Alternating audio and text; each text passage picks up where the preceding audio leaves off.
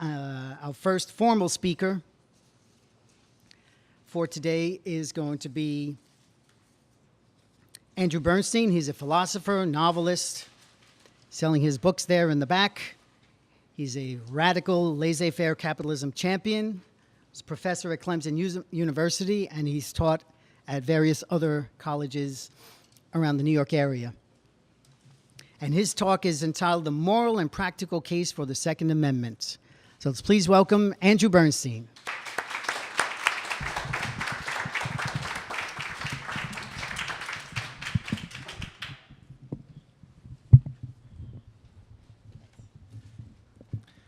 Thank you. Thank you, Rob. Great job. Well, these are the bright lights of Broadway, huh? Well, at least of 8th Avenue. Now,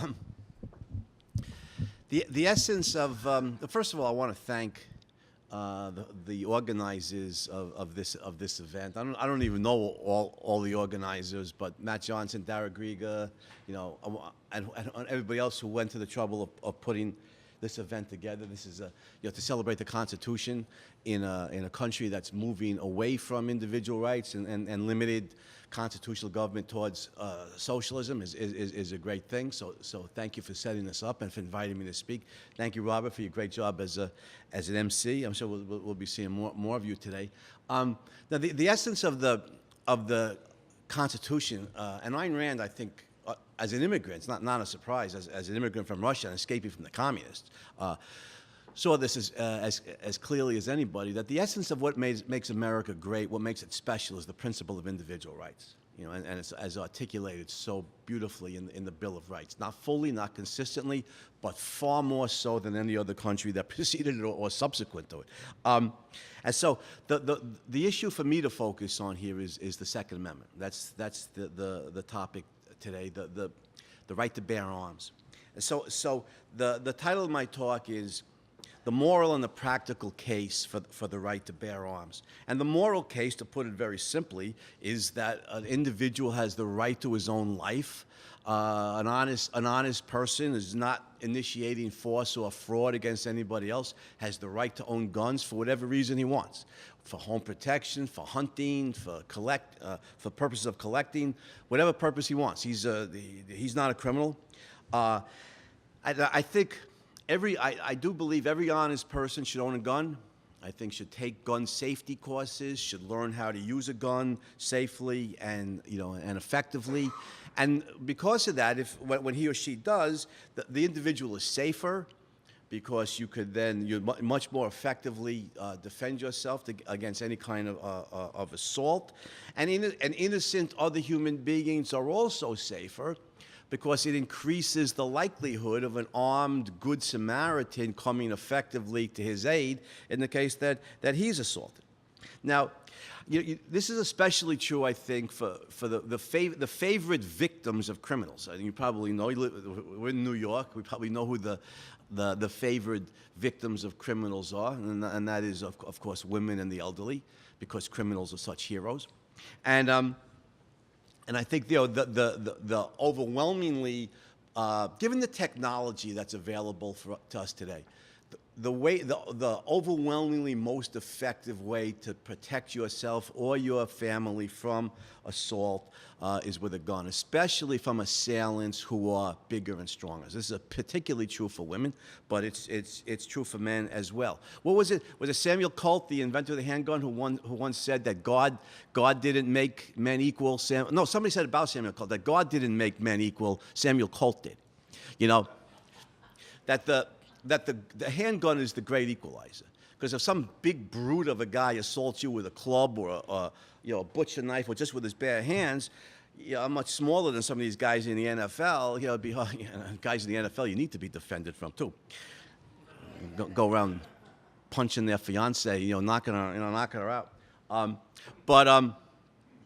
The handgun is by far the most effective form of self-defense, or a shotgun, any kind of gun, against a larger assailant. So the the right of an honest man, there's just it's an application of the principle of individual rights. It's the right of an honest person who initiates no force or fraud to live his life as he will, free of government controlling him.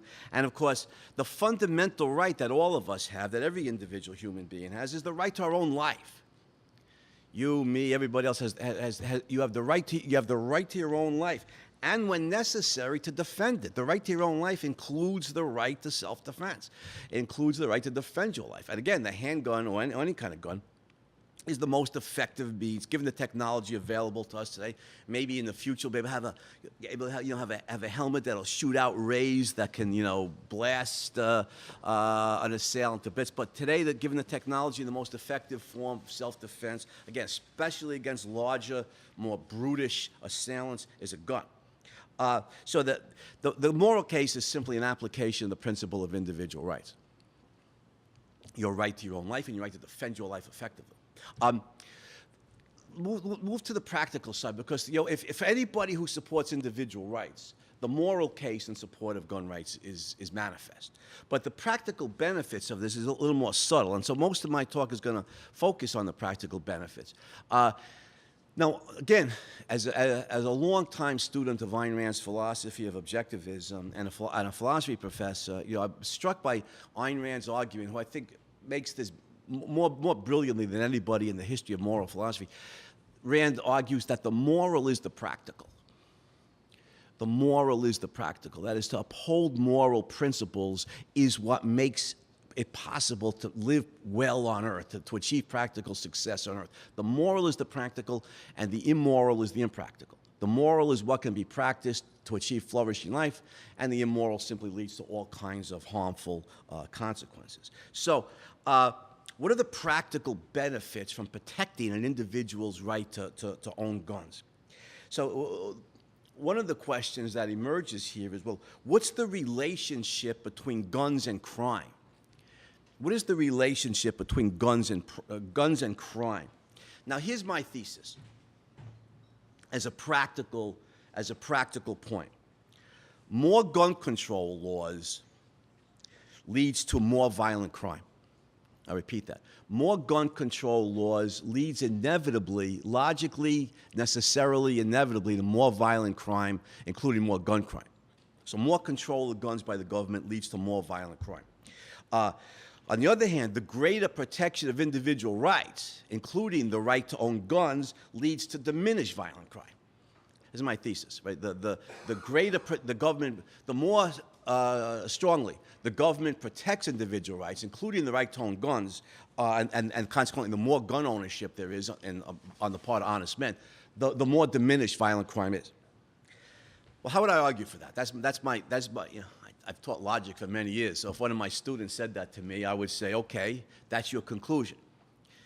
What's your evidence, right? What are your reasons? What's your case? Well, let's get some facts here.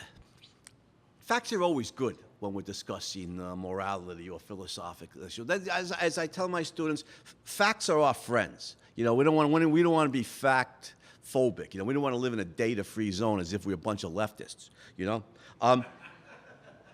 So what are some of the salient? We can laugh at that, but Chomsky's a paradigm example. What does he do? He makes stuff up.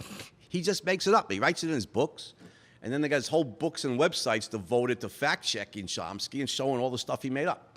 All the fabrications, just the outright lies. It's good to be a leftist sometimes. Anyhow, but we're focused on reality. What are some of the relevant facts? So let me ask you a question. So in New York, we're in the heart of New York City. We're in Midtown, over on the west side a little bit. Is this still Hell's Kitchen? Yeah. All right, Hell's Kitchen. All right. That's right. Something of a violent, high crime area for a long time. But they're very strict anti-handgun laws in New York City, have been for many years. The Sullivan Law goes back, I think, to the 1930s. But for many years, many decades, there have been very strict laws against handgun ownership. So if we were to wander out of the building right now and go out on the street, how hard would it be, do you think, for us to purchase a handgun? Saturday night special. Would it be impossible to find a handgun in New York City? No. Would it be particularly difficult to be able to find one and purchase one? No. Saturday night, so-called Saturday night specials, small, inexpensive, generally illegal handguns are easy to purchase. You just have to know the right people. But find the local Albanians. But that's a joke, by the way. I can get fired. It's not politically correct to make ethnic remarks. But New York City, Washington, D.C., Detroit, Chicago, have very, very stringent anti-handgun laws. Not difficult. Do those laws keep handguns out of the hands of people who want them, especially criminals? No, they do not. Prohibition, second example. Different subject, second example. Laws against, federal laws against the purchase and or consumption of alcohol throughout the 1930s. Did that prevent people from purchasing and drinking alcohol? No, did not. Third example, the current war on drugs. Government has spent billions, I don't even know how many billions, because hundreds of billions, probably trillions of dollars, over the last 30-odd years in a war on drugs. We walk outside New York City. You think it's going to be hard for us to find drugs? No, I don't think so. And it'd be very easy for us to purchase. And the last example, one dear to my heart, prostitution, the working girls. So I have great respect for. I'm teasing. But Frank Sinatra did say once in, what movie was it, The Detective, that, hey, the working girl's got to make a living too. But the so-called oldest profession, which is logically impossible, by the way, and if you want to know why, you can ask me in the Q&A. But how many countries on how many? Here's the question: how many countries on how many continents for how many centuries have banned prostitution? The answer to that is many. Many countries on many continents for many centuries have banned prostitution. Do you think if we get ahead, go out to New York City, you think it would be difficult for us to purchase sexual services? Well, let's ask Elliot Spitzer. Is he here? But Matt, is Elliot? No. The answer to that is no. So we have 4 examples here: guns, booze, drugs, sex, sexual services. All of them banned to various degrees in many places, and none of them particularly difficult to find. So I think that one conclusion we could draw here, based on an immense amount of data, that covers many countries on many continents for many centuries, I think one conclusion we can draw is it is impossible to prevent procurement of X by criminalizing the purchase or ownership of X. I'll repeat that. It is impossible to prevent procurement of X by criminalizing the purchase or ownership of X. Now, why? If you have very, very stringent laws against purchasing or owning X, why is it? And I'm not arguing it's difficult to prevent the procurement of X by criminalizing. I'm arguing it's impossible to do so. So why? What's the explanatory principle here? What are the reasons? And there's an important economic principle involved here. And that principle is when there exists demand for X, and remember, in economics, demand is a technical term. Demand economically does not mean simply that people desire X. Demand means desire backed by purchasing power. Demand in economics means desire backed by purchasing power. So people both desire X and they have the economic means to buy it. So we could state this, I think, with great certainty as an economic principle. When there exists demand for X, money can be made by supplying it. I'll repeat that. When there exists demand for X, money can be made by supplying it. If X is legal, it will be supplied by honest businessmen. If X is illegal, it will be supplied by criminals. Either way, X is going to be supplied. There's not a goddamn thing the government can do about that. You put one drug cartel in prison or kill them, you know what happens? It's like Hydra. 10 more spring up to take its place because there's big money involved in supplying the demand for drugs.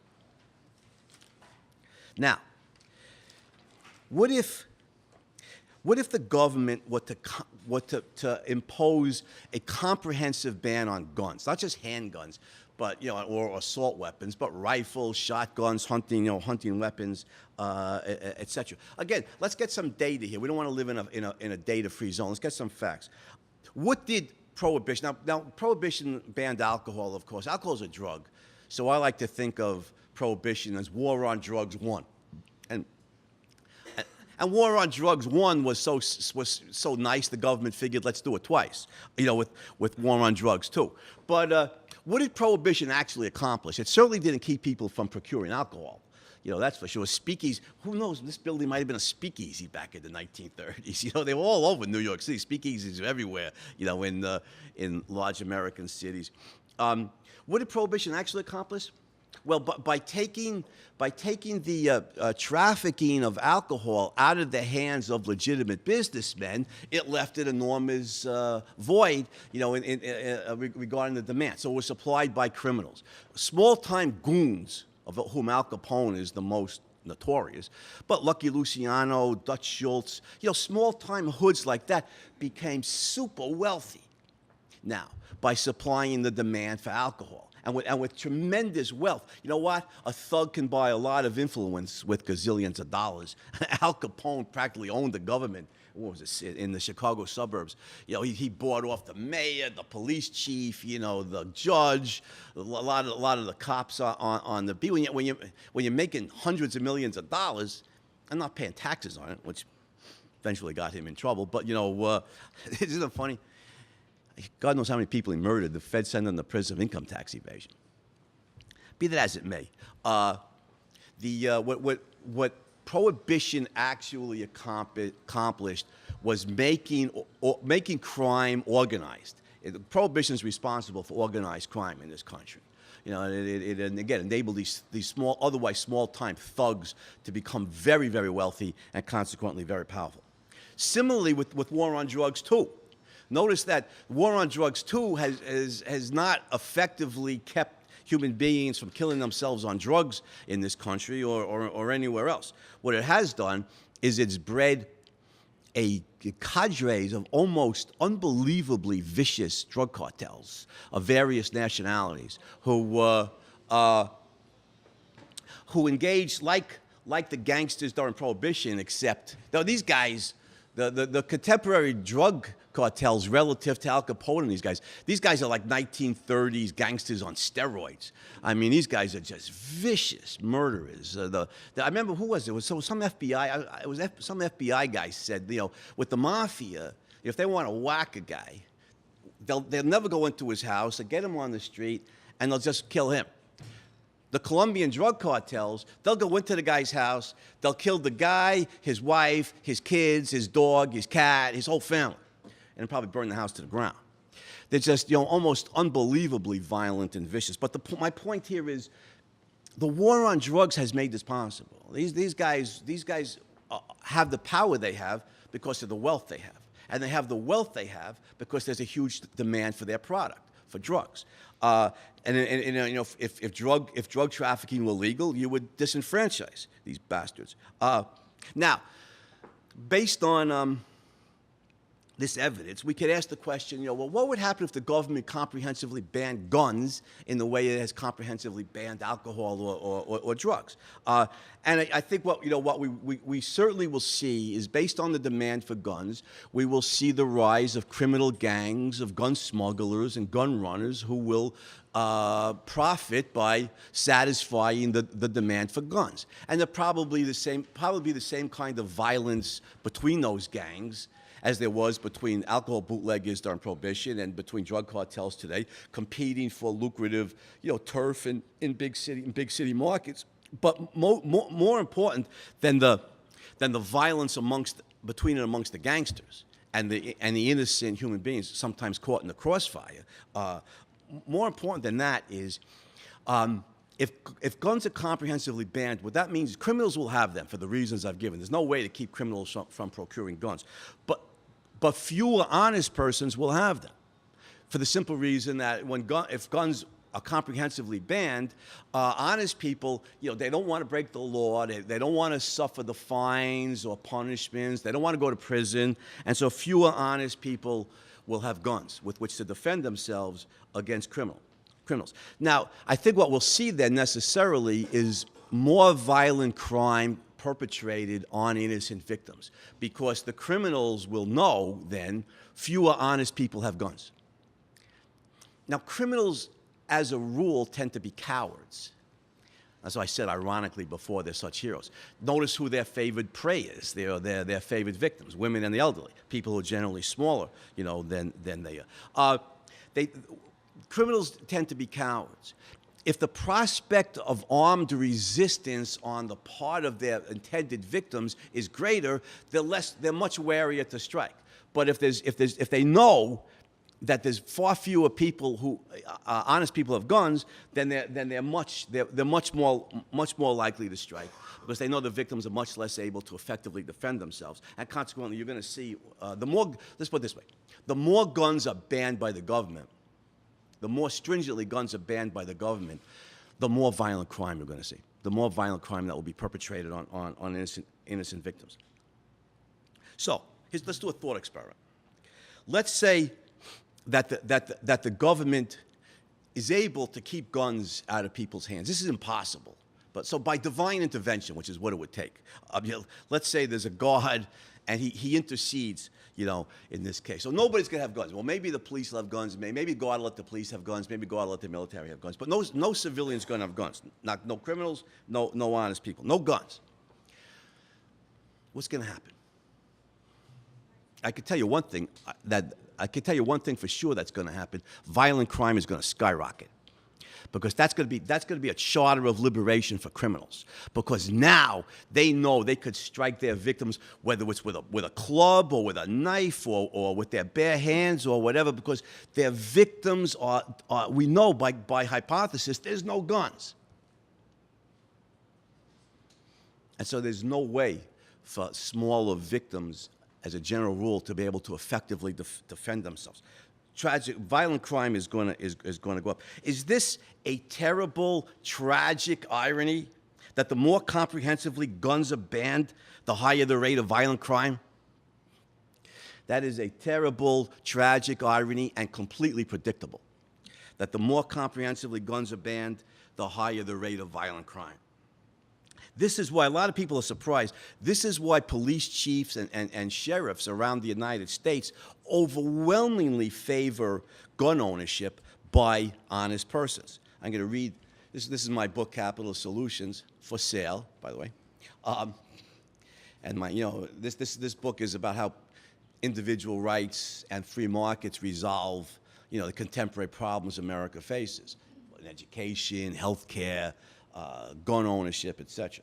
So, read a section read a paragraph from this section on Second Amendment rights. Economist John Lott's book, More Guns, Less Crime, is the most carefully researched, definitive work on the practical effects of gun control. One point he makes, perhaps surprising to some, is that an overwhelming preponderance of sheriffs and police chiefs favor possession of guns by trained, qualified, honest men and women. For example, in a 1996 poll conducted by the National Association of Chiefs of Police, 93% of responding members said they favored guns in the hands of honest men for purposes of self-defense. Why? The reason is that honest cops know that too often they cannot prevent crime. In many cases, the best they can do is investigate one after its perpetration. Now, Richard Stevens wrote a book that's chilling. Richard Stevens' book is entitled "Dial 911 and Die," which is not a knock on the cops. It's just that, even if they get to the scene very quickly, they get there in 30 seconds. A violent crime could be committed in 1 second. Richard Stevens' chilling book, Dial 911 and Die, documents this heartbreaking truth. No matter how conscientious and determined the police are, they cannot be everywhere. And, we don't want them to be everywhere, as a matter of fact. But they no matter how honest, conscientious, and determined, they cannot be everywhere. It may take them mere minutes or even 30 seconds to respond to a 911 emergency call, but a violent crime may be committed in 1 second or 2. Richard Mack, former sheriff of Graham County, Arizona, stated regarding Stevens' book, quote, "How I wish that the information in this book were not true. Nevertheless, this book speaks to the irrefutable truth. Police do very little to prevent violent crime. We investigate crime after the fact," unquote. And that is not a knock on the police department. They can't be everywhere. And so for home protection, certainly by far, the best form of protection against the hideous home invasion crimes, by far the best form of protection is by honest people to protect themselves and their families, is gun ownership.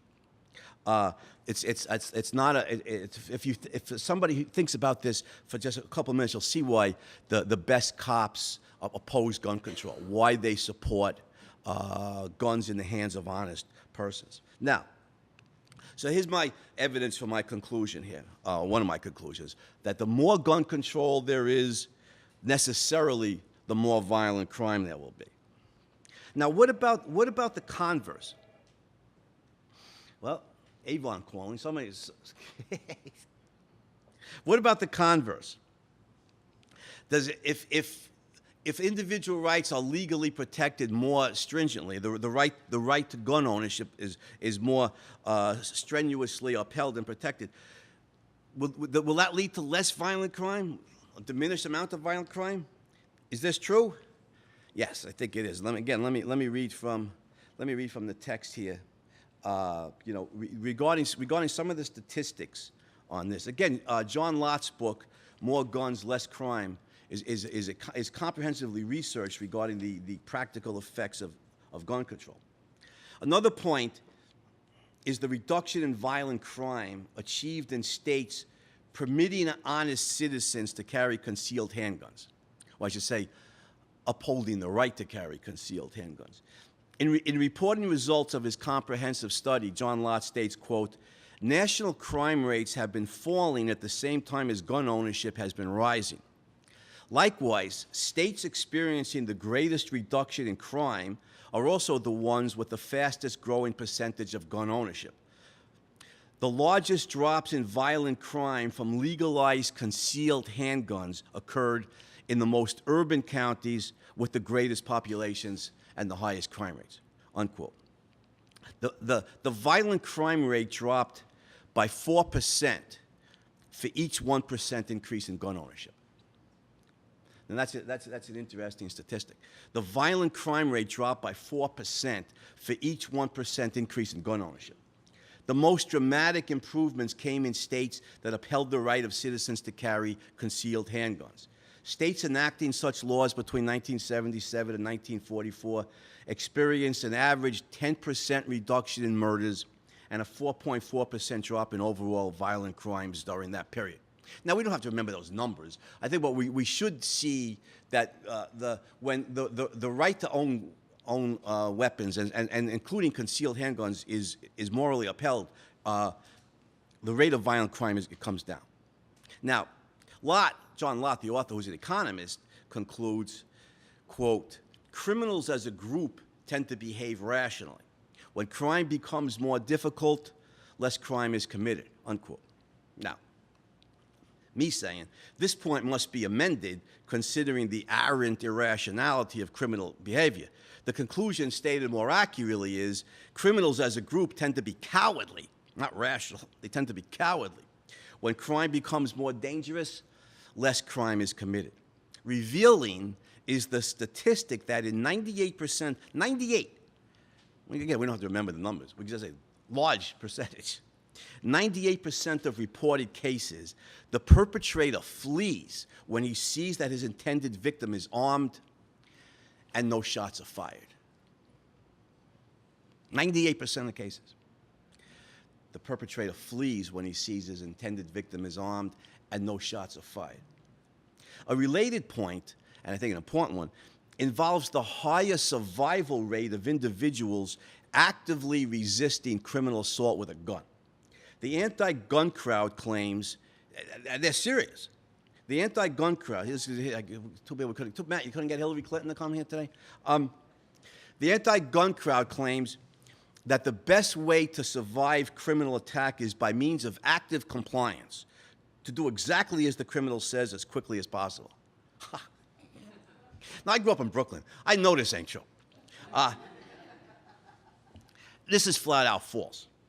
The statistics and a modicum of reasoning show that the best way to survive criminal assault is by active resistance with a gun, and this is especially true for women.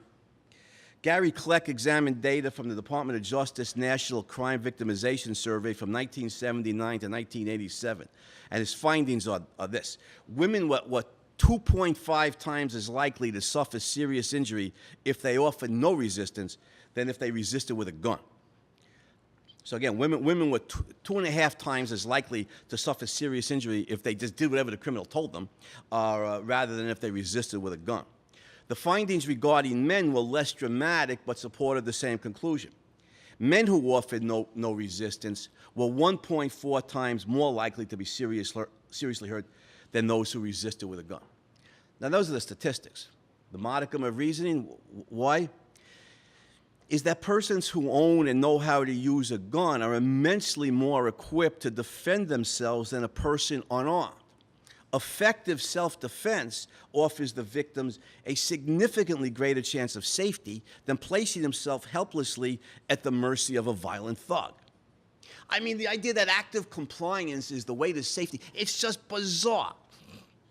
I mean, you're going to comply with what a violent thug tells you what to do, and that's the way to safety? Yeah, I don't think so. The guy's already established that he's a thug by assaulting you. No. And it's no wonder the statistics show what they do. Now, so far, so I think the principle can be drawn here based on data, and like I said, even a small amount of just of reasoning about the data, that the ownership of guns by honest persons reduces the rate of violent crime. It also reduces, if shots are fired, it also increases the likelihood that it's the perpetrator that's seriously harmed or killed rather than the defendant. Now, so far, Robert, I lost track of the time since we started late. How are we doing on time? Do you know what time? Total or? All right, because I want to leave some time for Q&A. So, but so far, I've focused on protecting innocent people from violent criminals, you know, from crime perpetrated by criminals, that is, by private individuals. But what about the government? What about protecting, innocent people from the government? So let me point out a few examples of how gun ownership is maybe even more vital to defend ourselves against a government that's dangerous, that even more so than against private individuals or criminals. In the Jim Crow South, the atrocities perpetrated often against black Americans, the lynchings, et cetera, et cetera. Remember what Condoleezza Rice said about why she favors Second Amendment rights? Remember her reasons? Her father was a minister, as I recall, in Birmingham, in Alabama, in the early 1960s, during the Civil Rights Movement. And there was this group of racist thugs. What do they call themselves? The White Knight Riders. Nice noble name for a gang of racist thugs, the White Knight Riders. And in order to protect the church and the homes of innocent, black individuals, her father and his friends armed themselves, with shotguns or whatever, to keep the churches and their homes from being burned to the ground. Otherwise, these racist goons, would have happily burned them to the ground, probably with a lot of innocent people inside.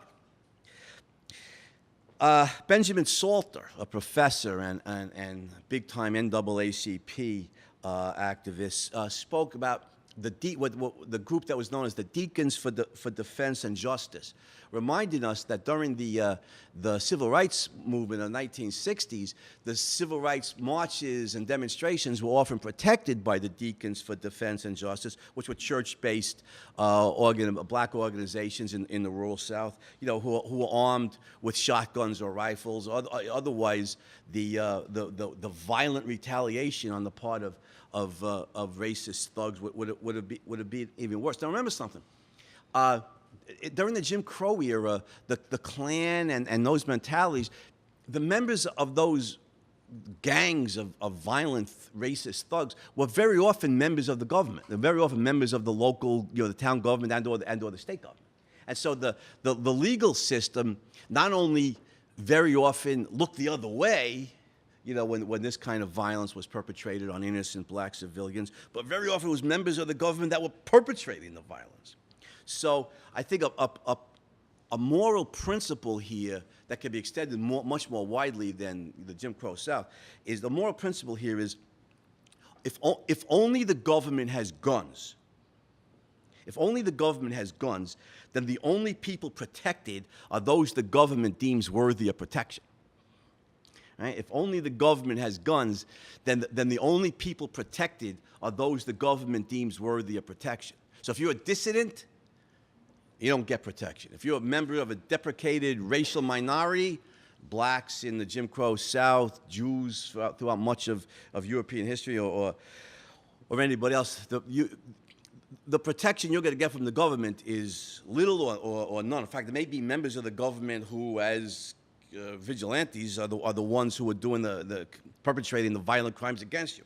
Now, another example, of honest men being able to defend themselves against not just private criminals, but the government, of course, is the example of the American Minutemen, right? I mean, and going back to the founding, the American Minutemen and the shot heard round the world. April, I was going to say 1975, but no, I don't think it was 1975. April 1775 in Concord and Lexington. I mean, you had a bunch of farmers. These guys weren't soldiers. They were a bunch of farmers and shop owners and stuff. But they had muskets. They were proficient in the use of muskets, and they fought the troops of the mighty British Empire to a standstill. In fact, more so. Didn't they chase them back to Boston? You know more about it. They routed them, as a matter of fact. This is the shot heard around the world. Now, remember something. In 1790, this is just 15 when the Constitution is ratified. This is just 15 years later. The founders remember. And they don't teach American history anymore, so my students may not know anything about the shot heard around the world. But the American founders did, and James Madison certainly did, and they recognized that the last bastion of freedom against the government moving towards dictatorship is an armed citizenry able and willing to defend its freedom, and hence the main reason for the Second Amendment. Right, to defend it against the government. Now, a lot of people, when I make this point today, even despite the example of the Minutemen, say, well, you can't fight the government. What are you? You can't fight the government. What are you, crazy? Yes, you can. The American Minutemen showed that. George Washington's ragtag army, as Robert eloquently described it, certainly show a lot of other examples. Let me give you a couple of contrasts. One of the numerous atrocities perpetrated during World War II by whether it's the National Socialists or the Soviets, the communists, but was the Nazi extermination of 34,000 innocent Jewish civilians at Babi Yar in Ukraine. The Jews in Ukraine had been legally disarmed as citizens of the Soviet Union before the Nazi invasion. They'd been legally disarmed by Stalin's decree. Stalin did not permit the Jews to own guns. And certainly when Hitler conquered, he certainly kept that law in effect. So the Jews were legally disarmed and could be led to the slaughter. By contrast, the story of the Bielski brothers. Some of you may remember in the 1990s, a book was written about them entitled Defiance. And then, 15 or so years later, it was made into a film with the same title. starring Daniel Craig as Tuvia Bielski. But the Bielski brothers armed Jews in Belarus who took to the forests to fight the Nazis. And they formed a band of partisans. And they rescued Jews, throughout the area. And they survived the war for several years. They were credited with saving 1,200 innocent lives, Jewish civilians who otherwise would have been butchered by the Nazis, and are credited with killing several hundred German troops, in the struggle. And they were armed partisans, throughout Eastern and Central Europe fighting the Nazis, hiding in the forests, just private guys. These weren't a soldier, an army of some country. There were these private guys, standing up for their own rights. They were armed. It's a tale of two books. On my right is Elie Wiesel, Holocaust survivor's famous and heartbreaking novel, Night, based on his true experiences at Auschwitz and the way his family was destroyed. On my left, unfortunately, a much lesser-known book written for teens, published by Scholastic, entitled We Fought Back.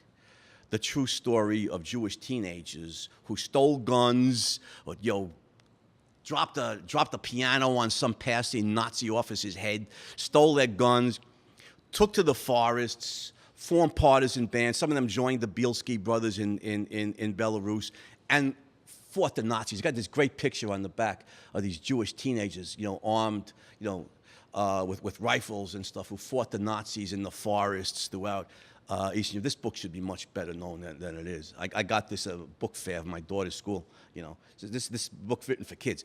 Adults should read this. And one of the key, now, there's many reasons why many of the Jews did not fight the Nazis, and similarly the Armenians during the Armenian genocide did not fight the Turks. There's many reasons for that. But one reason, and I'm not going to cast any blame on the victims, right? All of the blame, 100%, falls on the Nazis in the case of the Holocaust, and on the Turks in the case of the Armenian genocide, and et cetera, for all these mass laws. There's no moral responsibility here for the victims. Still, one wonders, why not more resistance? On the part of millions and millions, 1.5 million Armenians butchered by the Turks during World War I. Next year is the 100th anniversary of the Armenian genocide. 6 million Jews by the Nazis, by Germans, millions and millions and millions in the Soviet Union. And one reason for that, of course, is of several, but one reason for that, of course, is dictators take away the guns. And so even when the will to resist may still be alive, it's much more difficult to fight soldiers with guns when all you have are pitchforks and steak knives. And there's you want a great quote from Hitler? Well, you probably don't want to hear anything from Hitler, but nevertheless. Yeah. Stated Hitler in 1942, quote, "History teaches that all conquerors who have allowed their subject races to carry arms have prepared their own downfall by doing so," unquote. Now, let me repeat that because it's important. Even Hitler might say something that's true, right? Once every 20 years or so. History teaches that all conquerors who have allowed their subject races to carry arms have prepared their own downfall by doing so, unquote. Right? If the civilian population that you intend to murderously oppress has guns, it's possible that they'll rise against you, and maybe even do it effectively.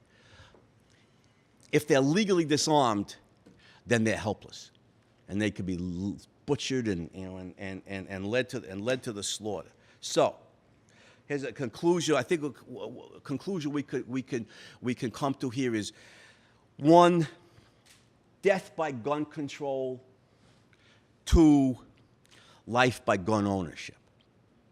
Freedom requires individual citizens, their right to uphold guns, the right to hold guns to be upheld, and of course they should own guns and learn how to use them, safely. So, I think what we can conclude here, let's take a step back. The big picture here, conclusion is, that the protection of individual rights is the most important point here. The right of an honest man, the right of an honest person to live his or her own life by his or her own judgment, not a criminal, live by your own judgment, free of government control of your life. That's the main argument in support of gun rights. You have the right to your own life, and of course you have the right to protect or defend your life, and the gun is the most effective means to do so. We know from Ayn Rand, the moral is the practical. When we protect the right to bear arms, we've seen the enormous practical benefit of upholding that right. And on the flip side, the moral is the practical, then similarly the immoral is the impractical. When we violate the right to bear arms, what that leads to is enormous practical harm, tremendously increased harm from criminals, and even more so from criminal governments. So, the moral and the practical, or the immoral and the impractical, the choice is ours. Thank you.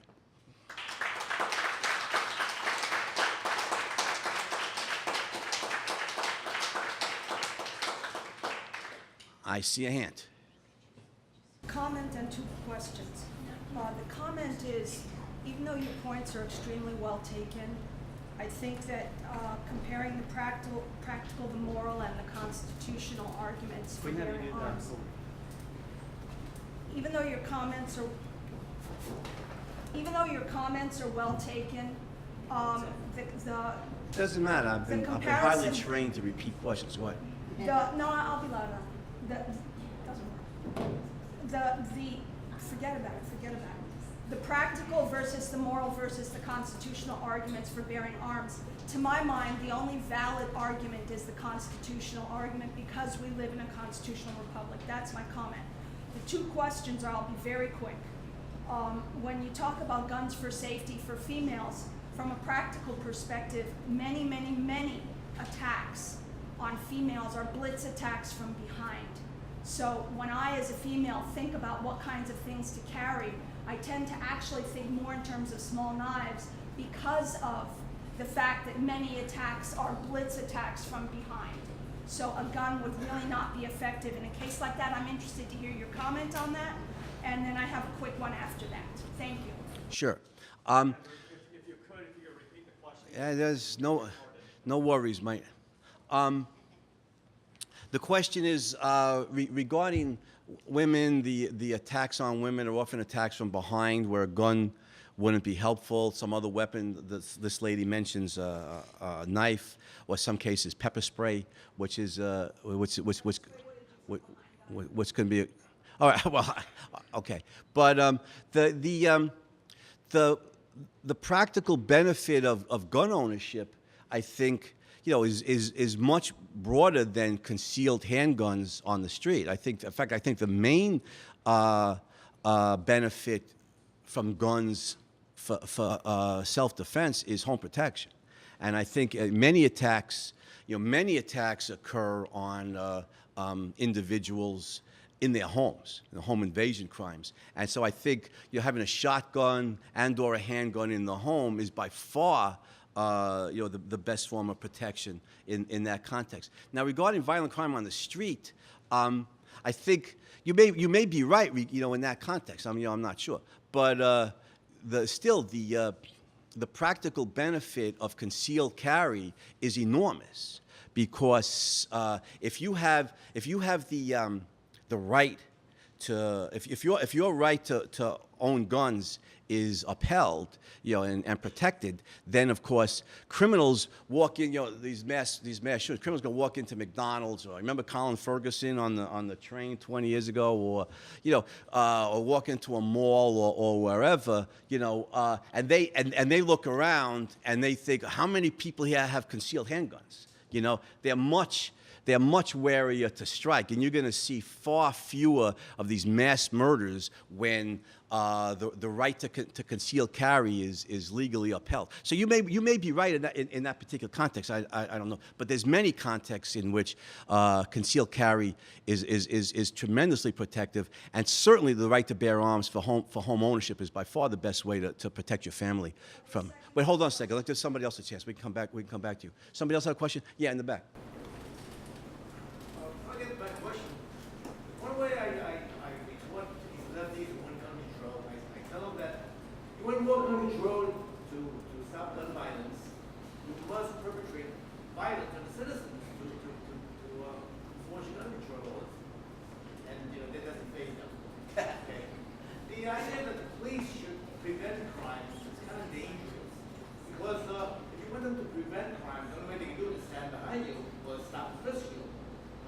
In fact, this was upheld in courts. The police are not here to protect the individual, but to protect the general population. And it's bad. Like, think of the government as one big mafia also, where you have the mayors, the dons. Excuse me, is there a question? And the police, the muscle. Is there a question? Okay, the question is, why you make so many good arguments in favor of having guns, but why are these people like Mayor Bloomberg still steadfastly against gun control? I mean, what can you do? Yes, okay, that's a very good question. The gentleman's question is, the argument in support of gun rights, the argument of individual rights, to uphold individual rights, and the practical benefits of upholding individual rights are unanswerable. So why then? Hillary Clinton's not stupid, and a lot of these professors and members of the politicians in the Democratic Party, they're not stupid. They're very well educated. Unfortunately, I went to grade school and high school with Chuck Schumer. I hate to admit that, but I did. And I can tell you one thing for sure, he may be a dishonest, loathsome snake in the grass. He was even when we were kids. But he's very highly intelligent, and he's very, very well educated at Harvard University, et cetera. So why did he's very intelligent? And he's from Brooklyn, he didn't know about the dangers of disarmed citizens against criminals. So the question is, why do so many educated, intelligent people support gun control and virulently oppose the right to bear arms? And I just point out to you where they're coming from politically. I'm not a big fan of the Republican Party, but generally these people are the people who talk about Democrats. But they're overwhelmingly they're statists. They support statism. They do not support freedom. And it's much, much easier for them to achieve their socialist agenda, to push the United States away from freedom, away from individual rights, and more deeply into statism if the population is legally disarmed. Now, some of the influence here is Marx, and the push towards socialism. Some of the influence here is Plato, and the paternal state.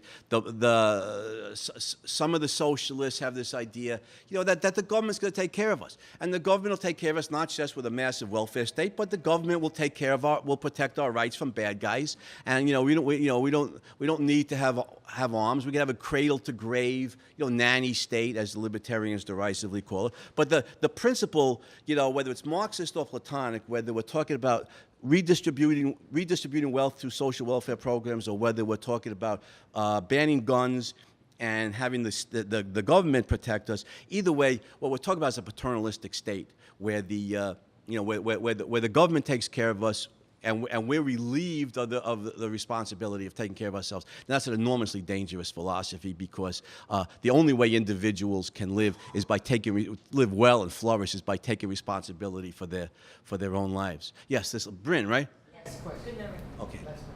So thank you for your speech. I agree with you 100%. Thank you. I'm wondering what your suggestion is. I live in New York City. It's nearly impossible to get a gun here, if not completely impossible. So what do we do?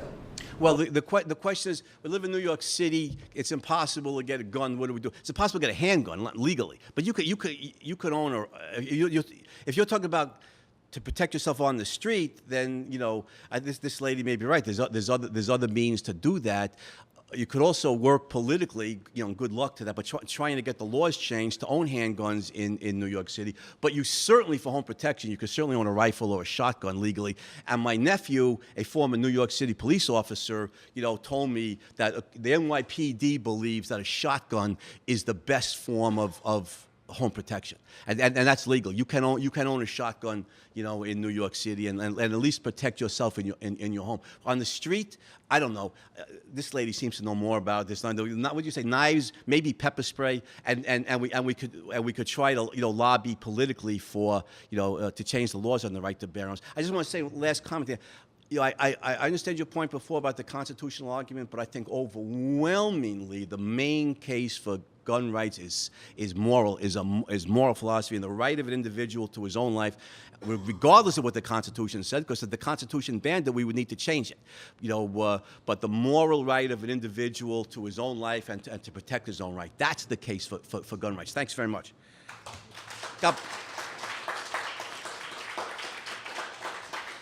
We got books for sale. Well, if you We'll come back around. Just one last. Yeah, go My ahead. second question was the more important one to me. Go ahead. It was very, very fast. You said that banning does not decrease demand. How would you relate that to abortion, child porn, and human trafficking? And I'm asking that, I'm actually curious to know your logical argument in cases like that. The question is, does banning X diminish demand? So I agree that it doesn't diminish demand. The question is, should you ban those things that are actually toxic, knowing that it won't decrease the demand? Should we ban certain things that you're talking about child trafficking? Child porn, human trafficking. We agree that banning will not decrease demand. Right.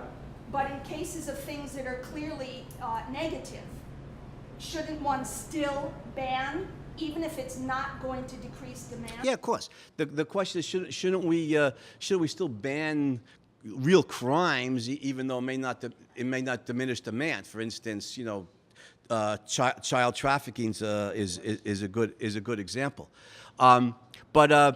Yeah, I mean, I was talking about a situation where an individual has the moral right to X, whether it's drugs or alcohol or guns or whatever. And so, when you ban it, one, you have violated individual rights without having any practical benefits. It's all negative. It's 100% harm. But when you ban things that are real crimes, stealing children and trafficking in children or any other real crime, if we ban murder, it may not diminish the desire of murderers, but we have to uphold individual rights and do the best we can to uphold individual rights. But violating individual rights in the context we're discussing is a total lose. It violates individual rights and, of course, leads necessarily to immense practical harm. So thanks very much. And Great job. thank you. Thank you again, Andy.